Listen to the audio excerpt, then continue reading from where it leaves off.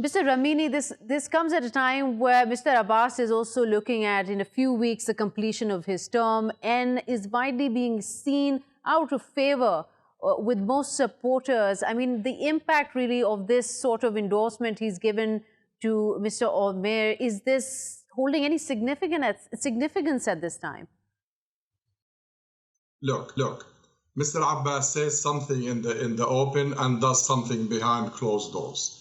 He has been saying about the security coordination with Israel as sacred. And then he said, because of the Trump plan, we are going to cease this coordination. He hasn't. I have news for you and for your viewers. There is a new committee now within the PLO called the Communication Committee or the Dialogue Committee, which they invite Israelis to Ramallah to talk to, and then they go invited by some Israelis to Tel Aviv to talk to. Why don't you talk to your brothers in Gaza and talk to us in the diaspora and ask our opinion? Palestine is not the inheritance of Mr. Abbas, nor is it going to be his legacy. The Palestinian people refuse to surrender.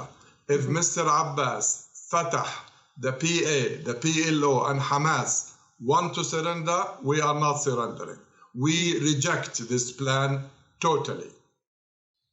And this is probably to then reflect in the very controversial, very problem-ridden elections that are about to begin. But at this press conference in New York, when Mr. Abbas said that he's ready to pick up negotiations from where he left them off in 2008, and now what you're talking about here, the new communication committee, it seems again it is maybe a political move more than anything else to sort of one last attempt to win favor.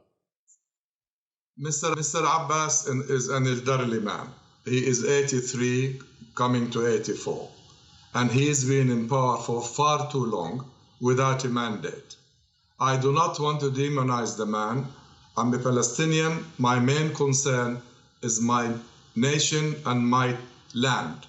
And it has been usurped by Israel piecemeally, and our people have been living under occupation for the last 72 years. Enough is enough. It's about time the PLO understand that when the Arab League put them as in charge of our destiny, we were not consulted. It's akin when Balfour gave Palestine to the Jews, we were not consulted. We do exist. We have a voice. There is 13 million of us. You cannot keep ignoring us. Mr. Abbas will do better to redeem his reputation at his dotage and go to his maker, knowing that he's done the right thing by his people, if he quits and dissolves the PA, revokes the security coordination, and allow the people in Palestine to deal with the Israelis. I'm not calling for a war here, but at least let's have a civil disobedience movement like we did many times before.